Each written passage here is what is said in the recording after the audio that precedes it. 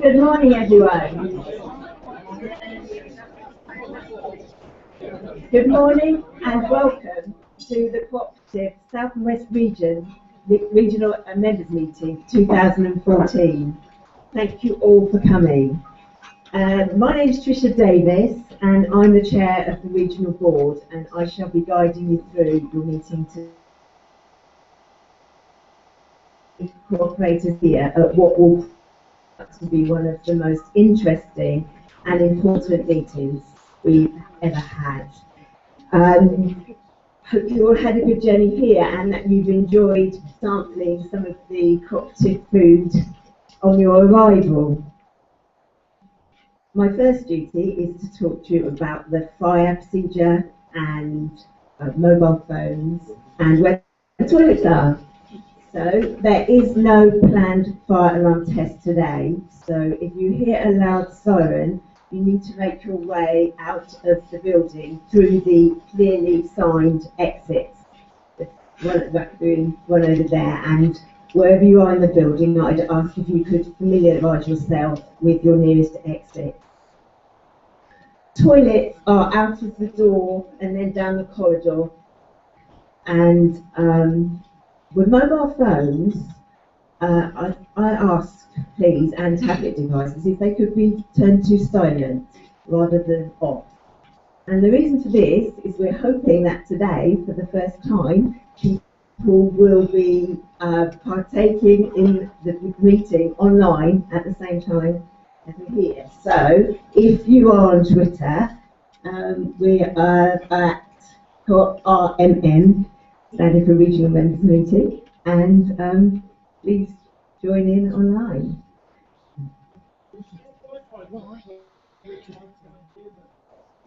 Public Wi-Fi.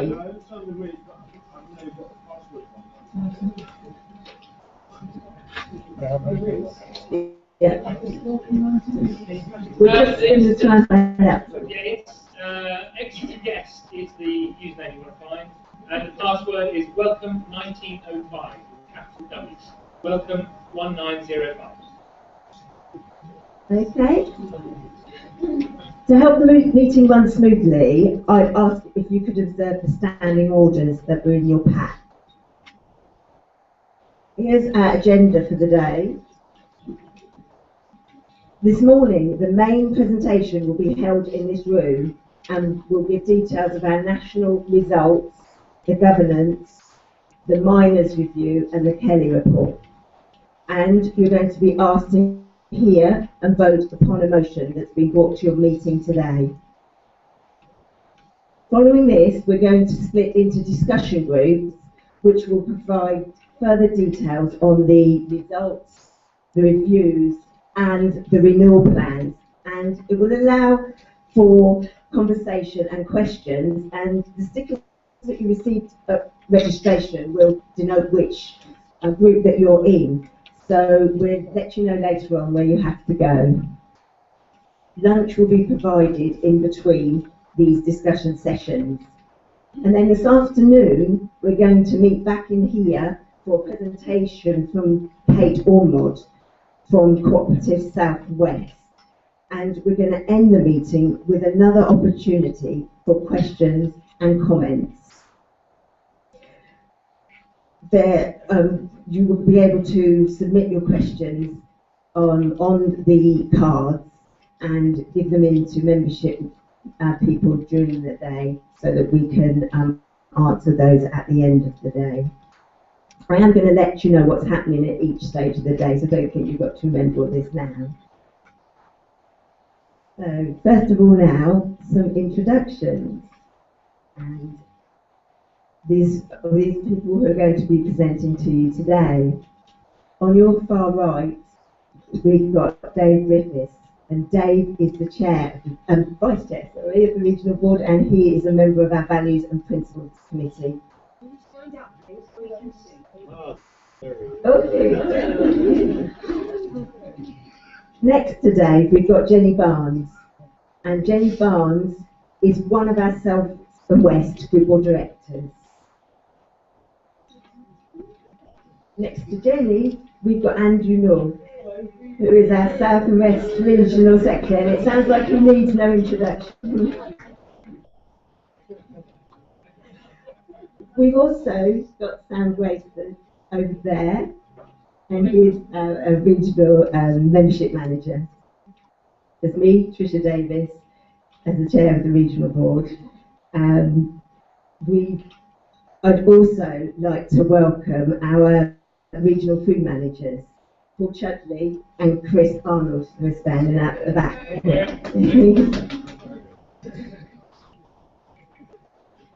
And also, among you in our audience, we have our elected area committee members. And I'd ask you, could you stand up now just to say hello?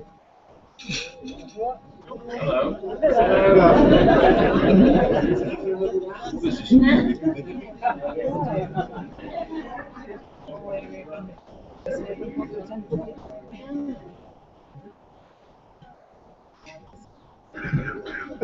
Thank you. Can I now invite the meeting to appoint 2 scrutineers to oversee any voting?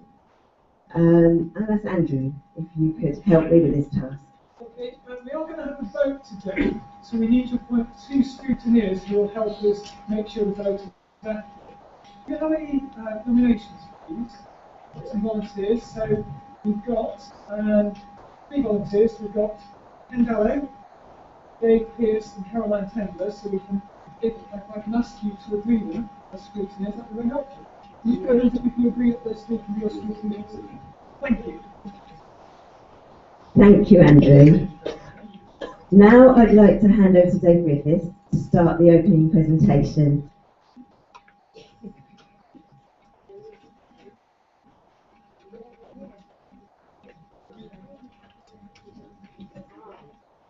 Good morning. Good morning. Thank you, Chair. As Tricia said, my name is Dave Griffiths. I'm the Vice Chair of the region and also a long-standing member of the Regional Values and Principles Committee. It is my role today to begin this part of the opening presentation.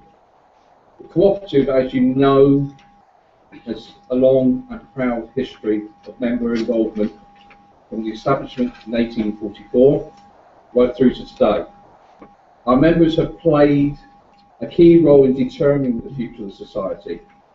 Just to remind you of some of the more recent changes that have taken place as a direct result of our members.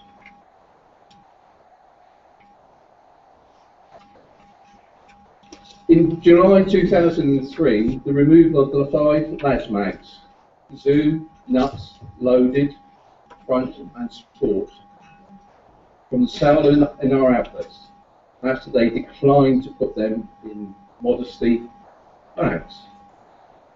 This course of action was determined in response of growing concerns by members and customers of the overall sexual images of these magazines, which, despite our best efforts, are still sometimes visible in store, and indeed our efforts have been cited in the downfall of Nuts magazine.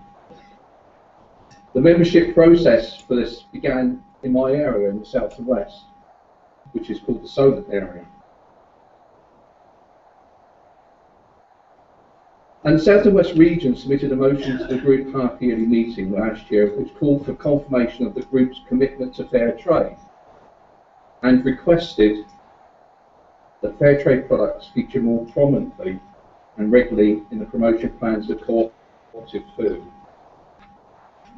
The board supported the motion, and we remain second to none in the UK for availability of fair trade products, and continue to sell more fair trade for the size of our business than any of our competitors. The cooperative currently offers a wide range of over 250 fair trade products, including seasonal products such as the fair trade Easter eggs, and currently 82% of the products that can be fair trade are against currently 82% of products that can be fair trade are against a target of 90%. In other words, we have been part of a pioneering and inspiring cooperative movement since our inception. At the time has now come to cooperate and move to shape our future once again. Never before have we needed to cooperate more than we do now, and never before have we needed to move forward from where we are more than we do now. We hope that today's members' meeting can inspire the cooperative movement to do exactly that, cooperate and work with each other for the common good, and move forward to a new member-led beginning of prosperity, stability and growth. It is now that we need to bring our cooperative values to life. We need you all to show your solidarity with our movement. We need you all to express your democratic voice in our future. We fully intend to be open and honest today in how we discuss both the past year and the future. So although times have been difficult recently, please have faith that we have fully intended to embark on a truly cooperative future.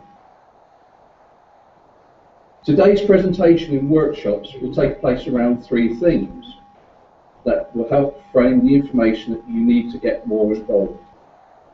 Our first theme is around the results.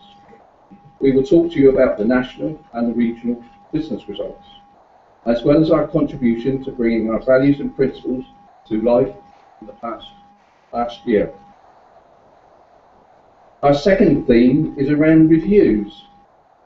We will provide an overview in this presentation for the Miners and Kelly reviews, and then allow time for in-depth debate and discussion in the workshops later on.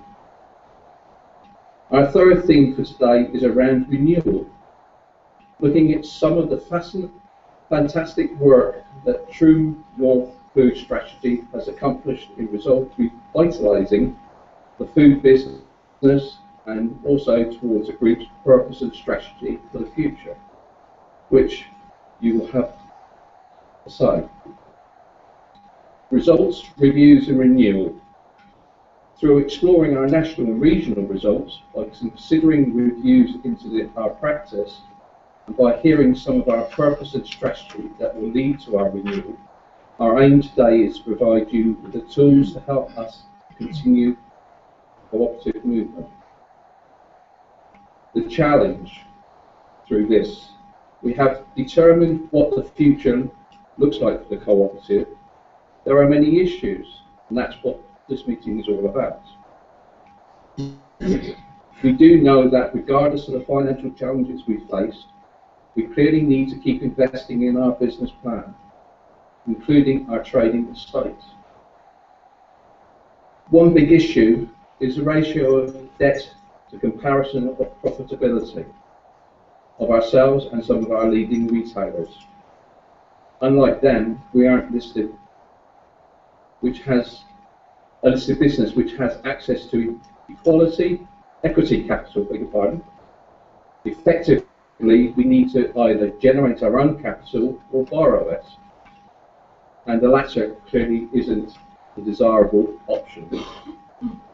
Our low debt grading brings a number of challenges, not the least additional interest costs. At 1.4 billion, this level is unsustainable. Our financial position has led to the board taking the decision to market our farms and pharmacy businesses. This decision certainly wasn't taken lightly, though would have an extremely positive impact on our debt levels and on the ability to deliver our future strategy. So with these issues in mind, our aim is to address all of those items so that you have the opportunity to question, voice your opinion, debate, and ask, so that the Corvus's future is more informed. I'm now going to hand over to Jenny Barnes, the Group Board Director, to take you through the first of these themes, which is results.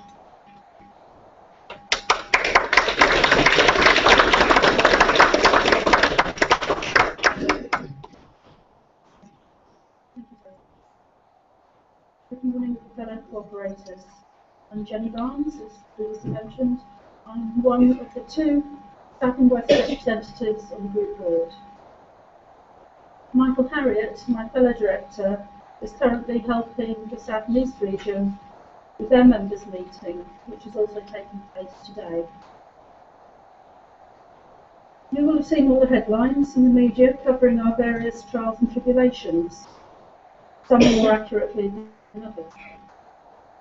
I'm sure it's been a distressing time for you, and particularly our employees, who have had to carry out their day-to-day work despite what they've been hearing about us, or reading about us on almost a daily basis.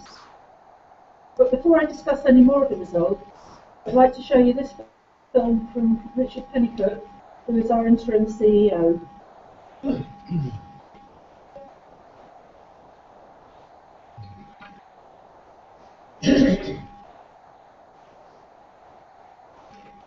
You may recall that our half-year results were largely dominated by the losses posted by the bank. At that stage, we were in the process of agreeing a plan to raise 1.5 billion of new capital to rescue the bank. The bank's results do, as expected, dominate our year-end figures too.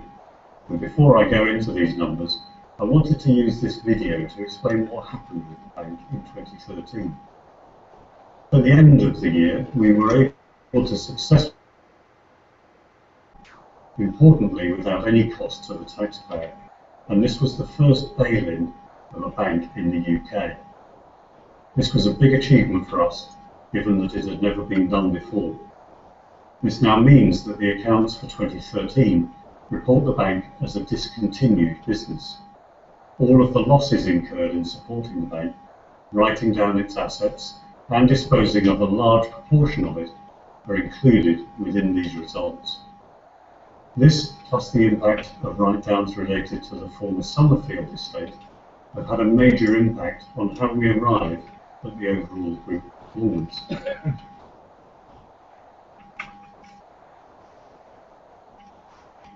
The group is reporting a significant loss at the year end in 2013.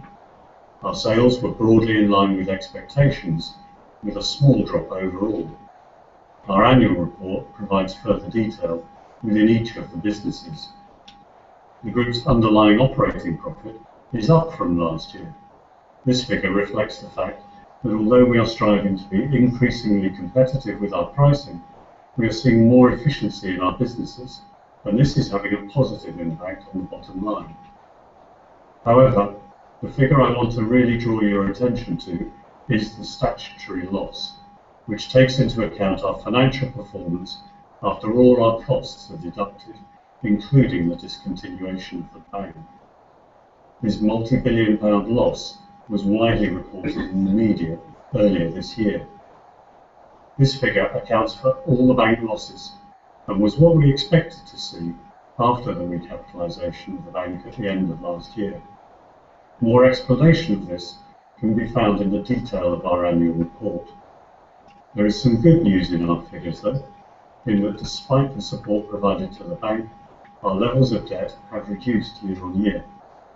However, we recognise we need to do more to get the group on a strong footing to allow us to invest in the future.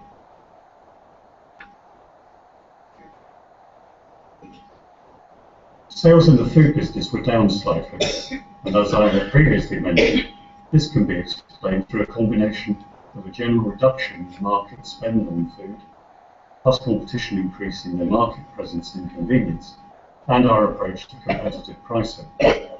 We ended 2013 with a particularly strong Christmas, with like-for-like sales up by 3.5% across our estate. Our award-winning Prosecco is a testament to our great quality products, with sales increasing from 80,000 bottles in 2012 to over 700,000 bottles in 2013. Our other retail businesses, pharmacy and electrical, both showed strong signs in their performance. Pharmacy has continued to outperform against expectations despite the ongoing challenges of prescription charges, and our programme to transform branches is really starting to deliver for our customers. As part of the wider strategic review of all our businesses, the Group Board has decided to explore options for the future of the pharmacy business, and this could include the sale in whole or in part of the business, and we'll report updates on this in our half-year results for 2014. Our electrical business had a fantastic festive period, with Christmas sales up 40% compared to the previous year. Overall year-end performance was once again something the business can be proud of. Our funerals business continues to lead in its field, with sales and profits improving on the previous year's strong performance. And our fledgling legal services business remains in a period of growth.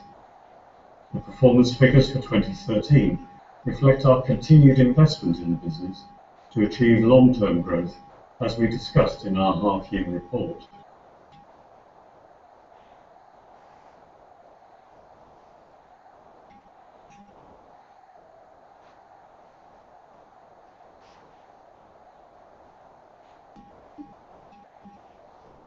Overall, the group's performance reflects an incredibly difficult year, in which we had to focus our attention on securing the future of the bank.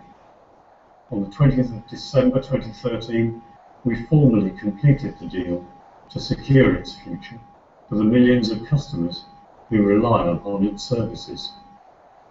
In future reports and accounts for the group, the bank will be reported as a business in which we hold a stake, rather than a wholly owned business. And this means that going forward, we will report less detail, with the bank's own annual report providing the main source of financial performance information. For the group, our new leadership team is delivering change across our range of businesses. We have a number of reviews being undertaken, specifically the Sir Christopher Kelly review into the bank and the Lord Miners review into our governance. And there will be updates on both of these reviews at our AGM in May. For me, 2013 will be remembered as the year in which we faced great challenge, but ultimately delivered a plan that was the right thing for customers, small retail bondholders, and our wider business. Thank you for watching.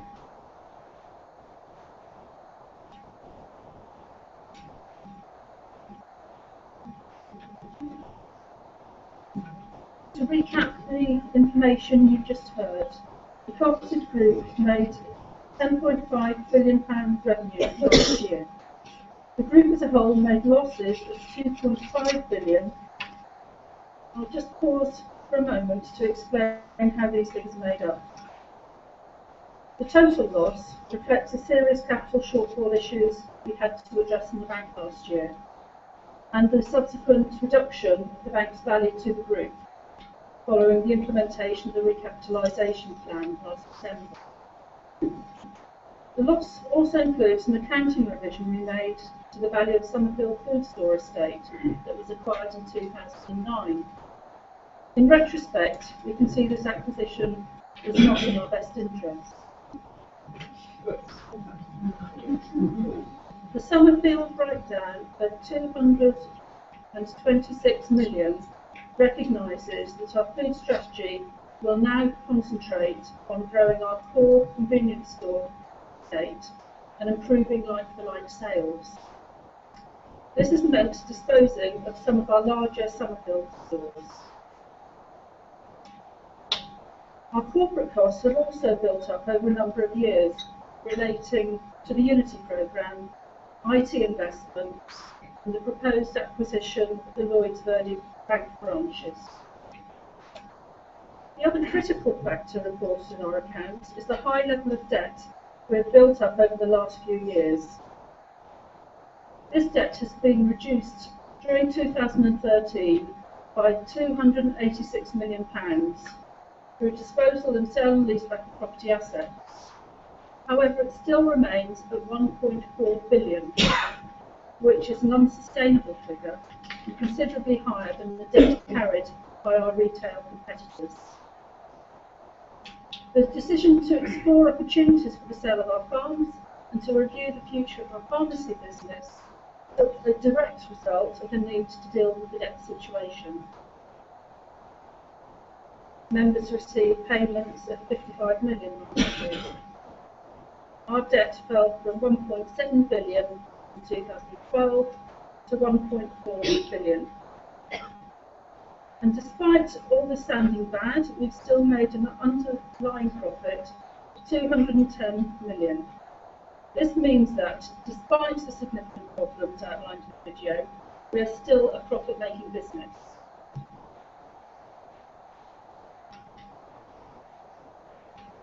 You have already heard the headline results from Richard in the video. If you want to look at these results in greater detail, you can refer to the Co-operative Annual Review document that you should have been able to access online when you received registration for the meeting, but also there are paper copies available today. You'll be able to ask questions about these documents later. The regional results are contained in a supplementary report, which has been sent with your registration pack and reflects the regional trends across the businesses. Of course, the cooperative is more than just profit and loss. It's also about our contribution to communities we serve and about bringing our values and principles to life. I'd like to present a selection of our values and principles results from the region.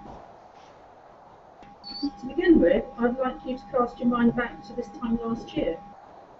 At our 2013 members' meeting, we debated food security and financial stability and asked our members to decide which issues were most important to them. Our members chose financial security. As a direct result, we adopted our popular Your Community Vote scheme to support an area of domestic poverty identified in the West Midlands area in Charford, from part of Bromsgrove, which was an area that had particularly high unemployment rates and low income rates. Members were asked to vote on two potential projects pitched by a local social enterprise group, EPIC, and decide which project should receive funding of £1,500. 1,314 members voted, with 807 voting in favour of Feed Forward for a Fiver, which consisted of 2 8-week healthy eating and budgeting courses. The Co-operative Membership Community Fund has continued to support local communities across the region as awarded by your area committees. In 2013, from 698 applications, 426 were successful, and almost £600,000 was awarded to community projects. We're very proud of our support in the community. We've also been very busy supporting our family of businesses in the communities in which we trade by working on some of the initiatives listed here. In particular, we visited 16 festivals last year, seeing thousands of members and treating them to exclusive membership goodies. We have also visited a number of festivals again this year to promote our Love Food, Hate Waste campaign, and there are leaflets about that in the hall today. You'll see one of our colleagues, Peter Valens, on the right, who's been seconded from the regional team to help work on the Healthy High Streets campaign with business and community. So he can be doing a lot of work on behalf of the cooperative to enhance community high streets up and down the country, not just in this region. The South and West region chose carers as a diversity priority for 2013.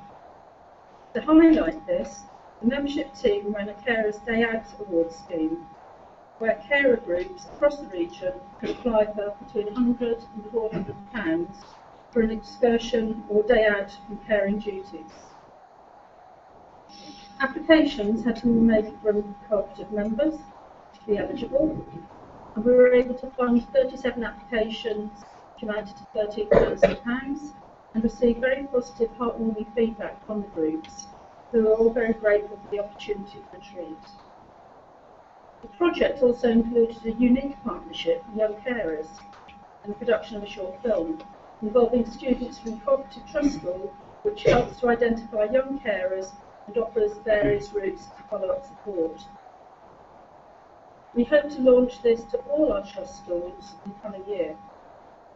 The region also played its part in helping the cooperative raise £6 million nationally for the Charity of the Year Carers Trust. And one of our newest and most exciting developments is now the extensive use of our social media to engage with wider audiences, younger audiences, to tell our great cooperative stories.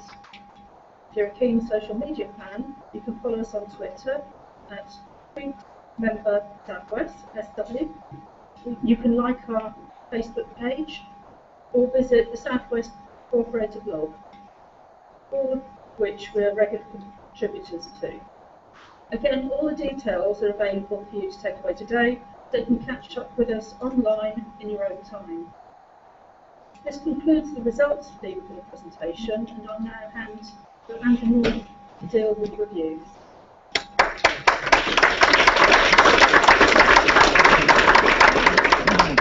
Okay, thank you, Jenny. As you know, I'm Andrew North and I'm the Regional Secretary. I'm going to take you through our second theme, which is about reviews, and discuss some of the headlines and the information we're going to use to inform our future. Technology works, isn't it? So, the first one is the Lord Miners Review. In December 2013, Paul Miners was appointed to review the role of our current governance system. The review seeks to develop a reformed governance system that achieves three objectives.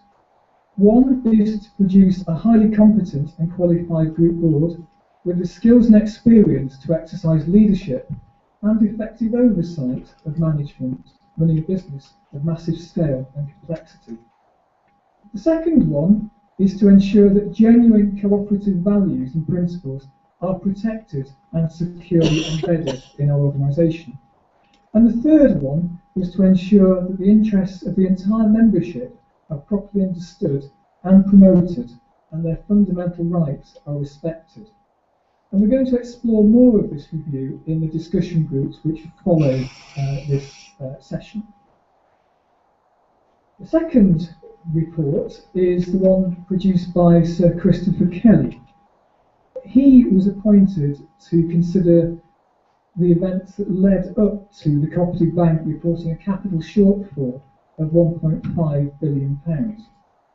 The review was commissioned jointly by the group and the bank in July 2013 and is available to download from the website www.thekellyreview.co.uk. Again, we'll give you this information later as well. The aims of the Kelly Review were to investigate the robustness and timeliness of the strategic decisions, to look at the management structure and culture in which those decisions were taken, lines of accountability which governed those decisions and the processes which led to them, to identify lessons which can be learned to strengthen the cooperative bank and the wider cooperative group and the cooperative business model generally, to review the financial accounting practices of the bank, the representations made by management into the independent auditors regarding those practices, and the role of the independent auditors in reporting to the audit committee of the bank and giving an opinion on financial statements, and then to publish the findings of the review to members, colleagues and other key stakeholders. And again, we'll talk more about the Kelly Review in the discussion groups. Another piece of information which we're going to use to help inform the development of our new strategy is the Have Your Say exercise, which was run by the leading polling organisation, YouGov. More than 180,000 people took part in this poll, and over 90% of respondents identified themselves as members of the group. That's amazing to get a poll that involves so many people. It'll give us a really encouraging and reflective view of what our members think. The feedback will be to provide a valuable source of information, which will be presented to the group AGM next weekend and will be considered further by the group board and the executive in coming weeks and months. So, as I say, there'll be a further opportunity to discuss all of this in the discussion groups that follow.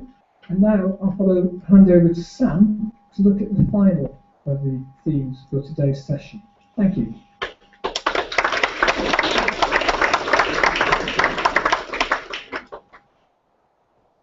Thank you, Andrew. My name is Sam Grayston. I'm the Regional Membership Manager for the South and West region. And I'm going to take you through the third theme of the presentation, which is about renewal. Clearly, our results and the reviews have given us a lot of food for thought. And we want to reassure our members we are in no doubt that we need to learn from what has happened so that our renewal can be built on strong and stable foundations. And while the negative media coverage in recent months has undoubtedly impacted on our brand and reputation, it's clear the cooperative is still a much-loved institution, which can be as relevant in the future as it was in the past, focusing on what's important to today's members, customers, and communities. We clearly need to make changes and learn from our difficulties, though. And by working together, we can create a cooperative that's relevant and sustainable, and will be here for future generations as it has been for previous ones. One of the businesses already showing signs of renewal is our food business. The True North strategy and Generation 2 stores are showing very positive results. You can see here that although the market conditions have declined, shown by the red line, when we've launched our new products and reinvigorated our stores, our food businesses have massively outperformed the market, shown with the green line. This is very encouraging news for the future of our food business. As an ongoing part of our True North journey, which underlines our ambition to be the UK's best local food retailer, we've started a rollout of our fair and square prices, our new value for money campaign that shows our ongoing commitment to lowering prices on hundreds of everyday essential items. You may have noticed this advert on TV recently.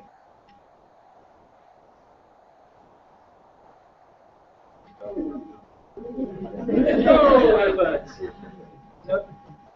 And he says, oh, the bread does, I'm really sorry, wife, here's some bread toast. And the wife goes, oh, it's toast, always forgiven. He goes, it's 75p. Thank you.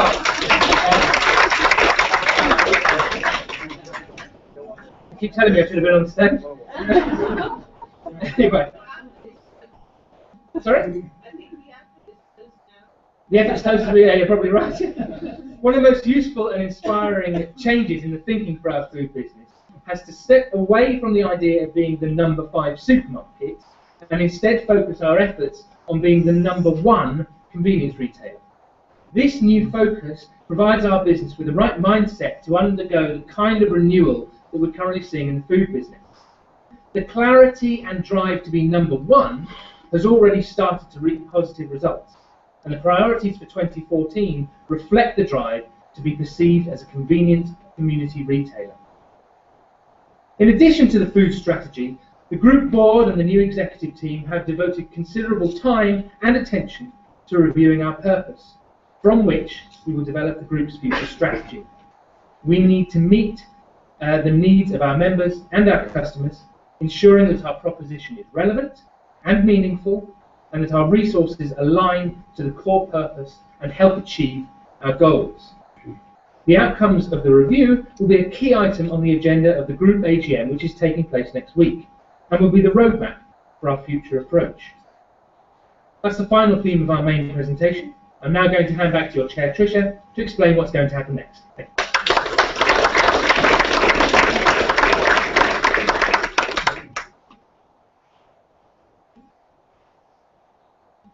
Thank you, Sam, and thank you to Dave and Jenny too. We know that you want to be able to inform our future, and we want you to have chance to act on this at this meeting today. By covering the 3 themes, results, reviews and renewals, we hope to have provided you with some information that will be explored in more detail in the workshops and will allow you to question, to debate, ask and inform our future. But before that, we're going to hear and vote on a motion that has been brought to your meeting today. So, if I can ask Jo Newcombe to come up and speak to us.